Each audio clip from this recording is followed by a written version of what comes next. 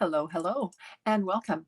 I'm Kim Croker of Stampin' with Kim Arlene, and I am a Stampin' Up! Independent demonstrator from the west coast of Canada, just out of Vancouver. Today, I want to show you a card that I made with Perched in a Tree and the Aspen Tree Dies. Now, I've been doing a lot with blending brushes lately, and this one is no different, but not blues for a change, some fall colors. And for this one, I used, as I mentioned, the Perched in a Tree stamp set. This is a Stampin' Up! Stamp set. And this is good for Christmas as well. It's got a few Christmas sentiments on it, and then a thank you one. And then I've also got the Aspen Tree Dies, which you'll see I used both of these too, and the bird cut out. These leaves are awesome. Didn't use those this time, but I will soon. All right, if you're liking my videos, please be sure to click the like button, and let's get started with this card. Okay, to get started with this card, we are going to start with a piece of basic white cardstock that is 3 inches by 2.5 inches. And I am going to stamp the bird with Tuxedo Black Memento.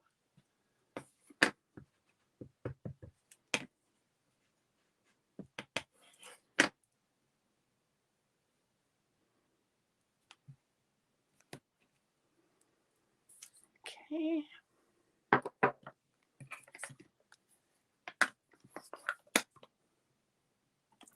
And then I'm going to color the bird with Stampin' Blends, and I'm going to start out with the light and dark pumpkin pie, which I'm going to do his head and his throat.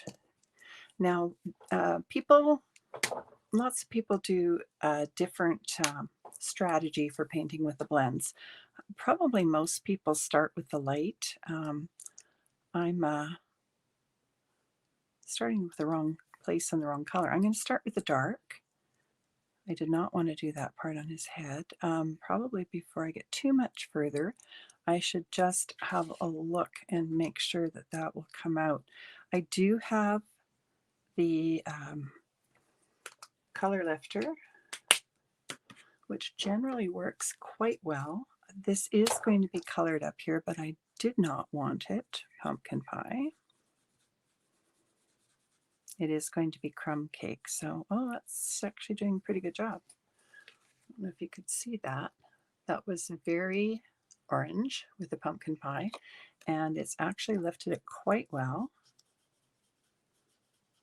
I think once I put the crumb cake on there, it will be fine. Great way to start, hey? All right, so as I mentioned, I usually start with the darker colors, and I put it where I think the darker colors should go. Quite often I just follow the Stampin' Up! Lines and so on. For example, these little dark lines here, I would put dark pumpkin pie on that, or whatever color you are coloring your bird. I've seen this bird colored in all sorts of different colors. I wanted sort of a fall themed card, so I'm going to be using mainly crumb cake, so beiges, browns, and the orange pumpkin pie. So I will start with the darker, and then I usually blend my color with a bullet end. The blends come with 2 different ends. One is more like a brush, and the other is more like a standard felt pen. And you can blend with either of them. I just find that I can blend usually more quickly with the bullet end. All right, and I'm just going to sort of avoid most of the beak. I'm going to do the beak in crumb cake as well. So that one has blended fairly well. I'm going to do his belly next, and the belly I am going to use the SU 800 color, as well as ivory, and probably the color lifter. Now the darker of this, I believe, is the ivory, so I'm going to start with that one. And of course it would be darker under his wing, so I'm going to put some darker there and along the bottom.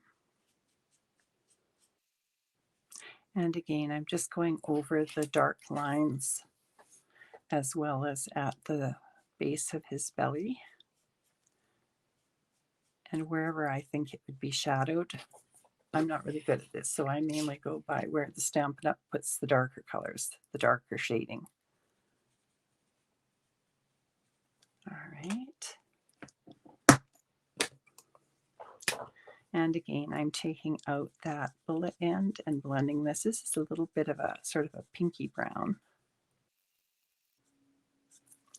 And while I'm down here, I'm going to color his feet in Crumb Cake, the dark Crumb Cake. Sorry, I just thought I should look at that and make sure that's actually the color I have. And I'll do his beak as well.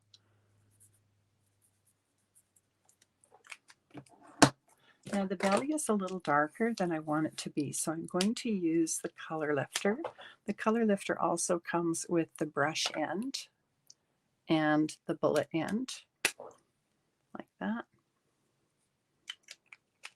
I'm going to start with the brush end here. And rather than just have left it white, I wanted to put that color in and then just sort of mix it, blend it, and take a little bit of the color away. Just going to take a little bit more up here. Okay, I think that looks okay. Now for his feathers, I am going to use bronze, the SU 300, the dark and light Crumb Cake as well. And I'll start with the darkest one, which I think is the bronze. And then I'm going to blend that with the SU 300. Nope, actually this is darker. It's funny because the case looks the other way around, so I'm just going to add some of this into the darker bits. And then I might just blend with a darker Crumb Cake. And then for his head, I am using the dark Crumb Cake and the light Crumb Cake.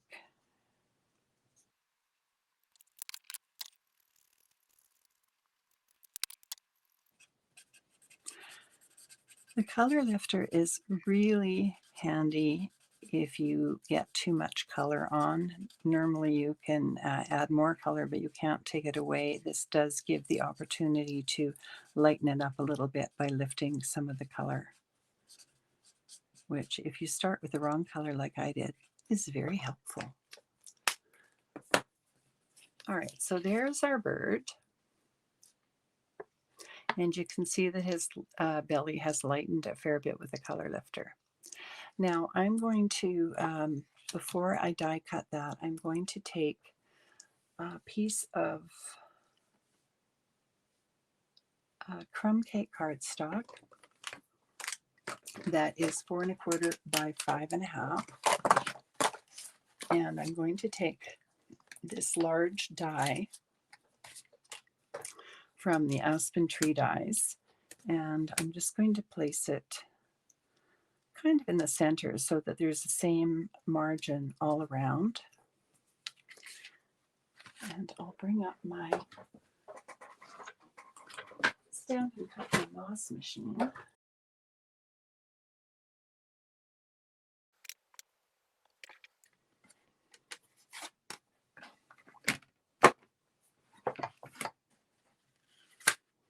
And we'll get this ready to cut.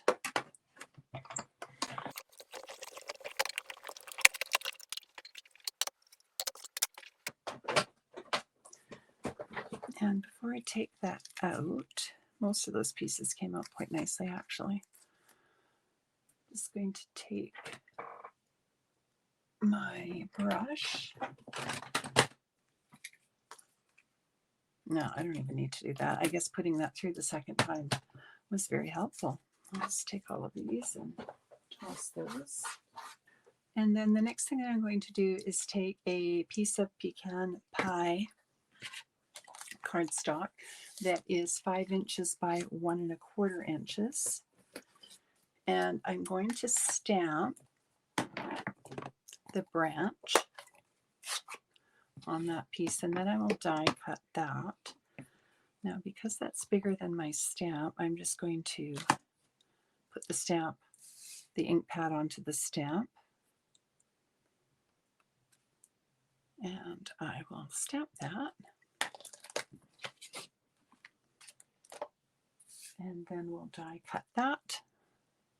Now, I don't know if you probably do know this, but in the die that I have here, I'm not sure if you can see the little holes in the end there. That is for you to line up with the die, with the stamp that you can see, and it shows the end of the branches. And if you get those, you should be able to see those through the holes and line them up properly. Now, I can't really see that because I can't get my head right under, or all you'll see is my head and nothing else, which won't be overly helpful. And I'm just going to bring this. You could certainly use the small die cutting machine with that. But since I have my big one out already, I'm going to use it and hope that those are lined up okay.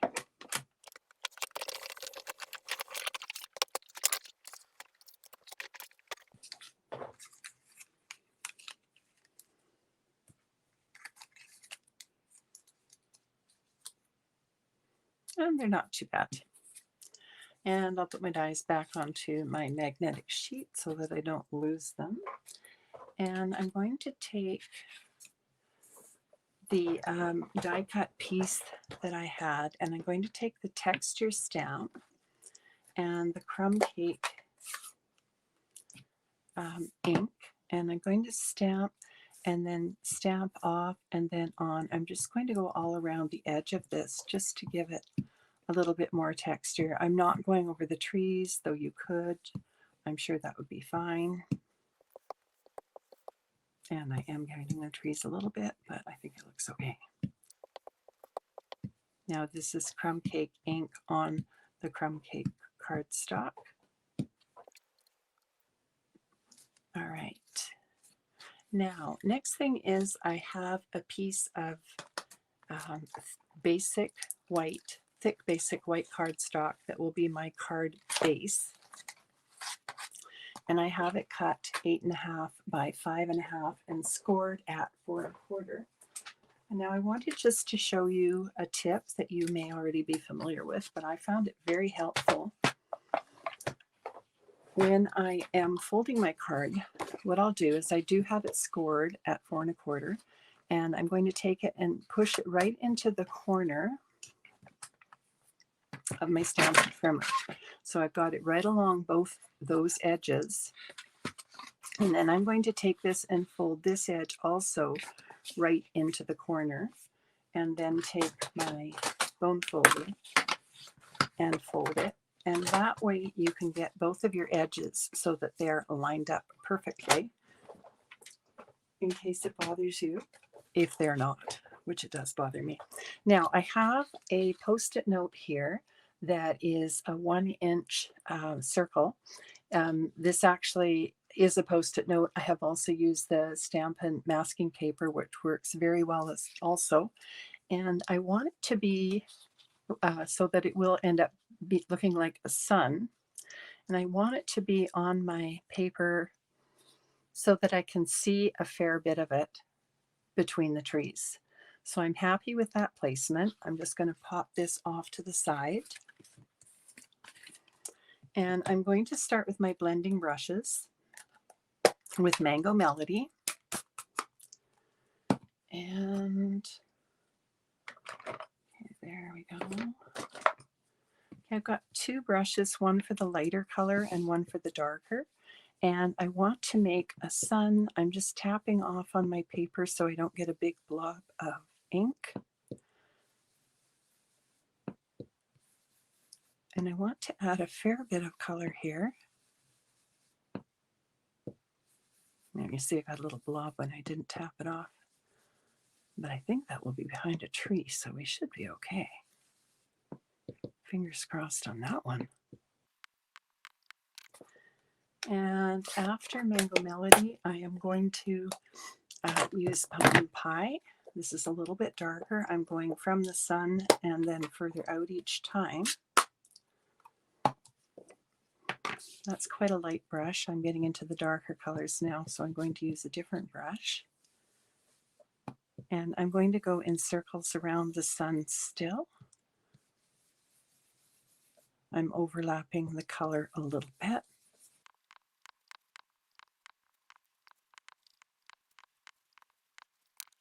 And the next color that I'm going to use is Cajun Craze. And this one is quite inky, so I'm going to have to be careful with this one. You can see the blob that I got there by not tapping off enough. It's not too bad. And it is under the cardstock that covers the crumb cake. So it should be okay.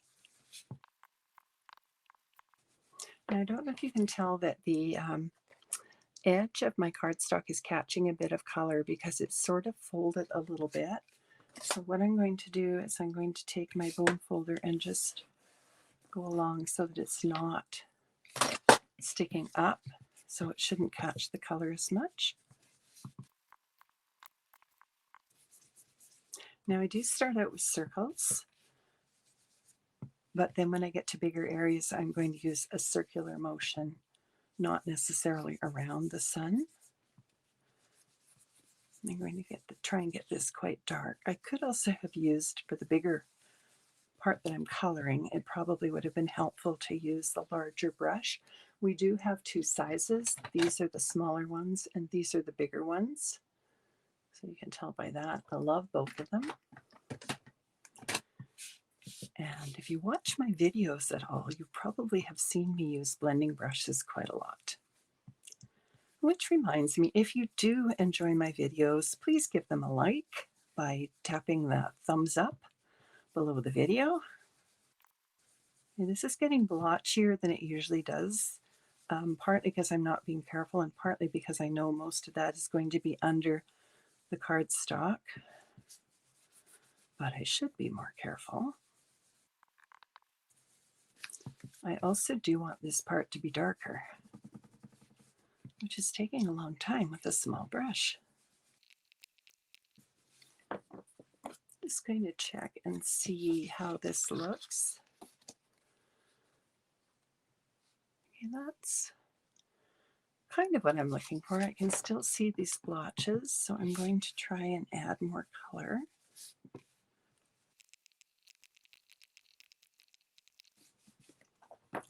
And again, I'll just check to see what that looks like. I think I'm happy with that. Next thing I'm going to do is remove the Post-it note from the sun. And you can see that that is very stark. You can leave it like that if that's what you would like. I'm going to add a little bit of lemon lolly. Before I do that, I'm just going to kind of wipe some of the color off onto my paper here. And I want this just to be quite light. Quite, you know, as opposed to quite light. All right. I want to see just a hint of the white, the yellow on the sun so that it's just taking away some of the starkness. I think that looks pretty good. Okay. Next, what I'm going to do, I think we've got, oh, I should have cut the bird. Let me cut the bird. That was silly. I don't even have the bird die out. This set has amazing leaves. I wanted to show you these while they're out. They're very textured and they look beautiful when you cut them out, especially if you use variegated. We have a really nice foil that they're really quite pretty when those are cut with that. All right, so let's see if I can line up this bird.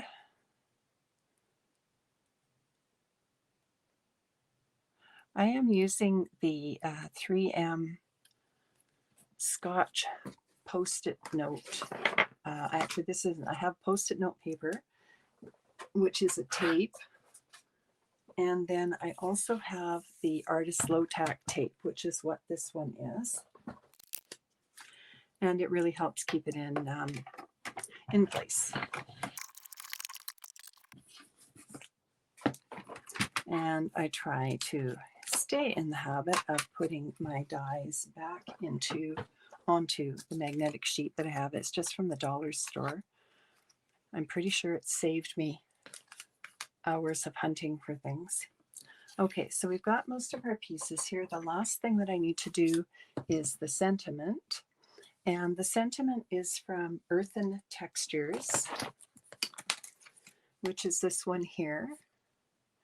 There is a nice thank you with the Perched in a Tree, and it is "Your kindness warms my heart." It's quite lovely, but it's bigger than what I wanted. I only wanted a really small sentiment, so I'm going to use this one because it's quite tiny, and I'm going to stamp this with Cajun Craze.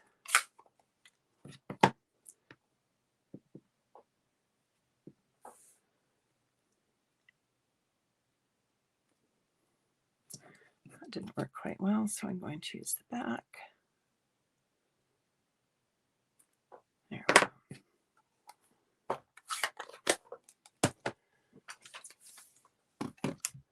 Now I'm just going to trim this because I don't want it as large as that.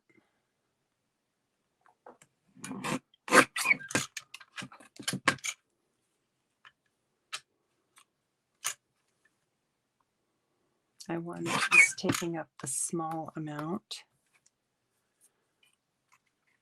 of room on the bottom corner. Okay, and then I want to cut it at an angle. You could do this with your scissors.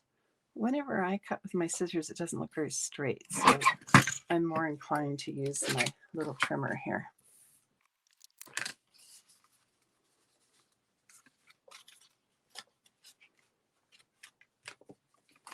Oops.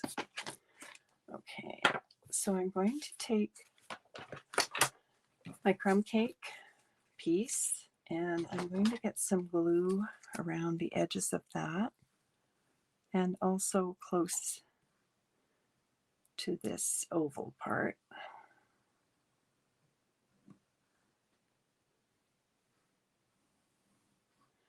And I'm going to put a few dots in the trees just so that it isn't lifting in places.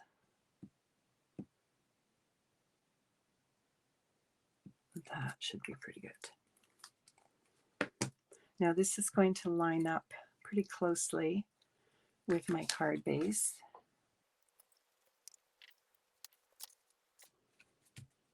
There we go. And then I'm going to also trim this branch.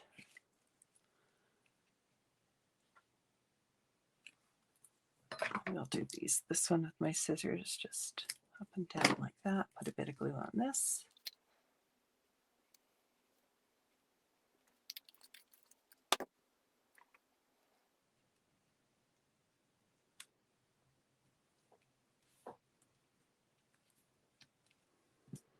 And with my bird, what I want to do with him is to put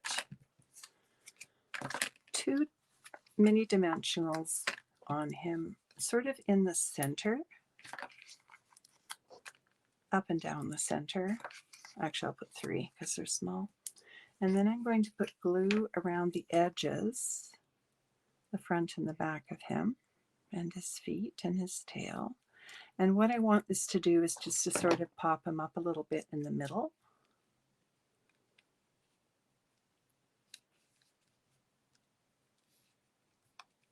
It's not a lot, it's a very subtle effect, but I think it just makes him look a little bit more bird-like, I guess. And that's almost finished. I am also going to put some mini dimensionals on the back of the sentiment.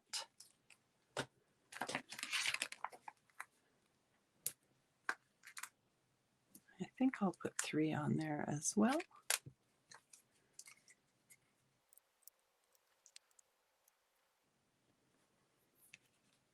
I'm going to move that down if I can a tiny bit since it's covering my branch a little bit. I won't put it quite to the bottom, just a little bit above. There we go. And then I have some of the Neutrals adhesive back sequins. I'm going to take your pick tool, and I'm going to put a small and a large sequin in the upper left, and I think I'll put a small one in the lower right. And there you go. I like the way the sun or the moon, whichever you want, can shows in the background. I think this would also be really pretty with shades of blue, but then maybe you know how much I like shades of blue. All right then, there we go. So I hope that you enjoyed that card and that you will give it a try. You can try with other stamps and dies, of course. And be sure to subscribe so that you can get some more tips and tricks and inspiration from me as I'm doing more YouTube videos. Also, be sure to check back. We are planning an online stamp camp, Christmas themed one, and information is coming out about that soon. You can check information on my blog, and the address for my blog, the link for my blog is below this video. Thanks for stopping by. Hope to see you again next time. Bye. I'm back with one more thing that I forgot to tell you. There is a link to a free video tutorial below this video. So if you want some more information about that with measurements and supplies that were needed, please have a look. All right. Again, take care. Bye-bye.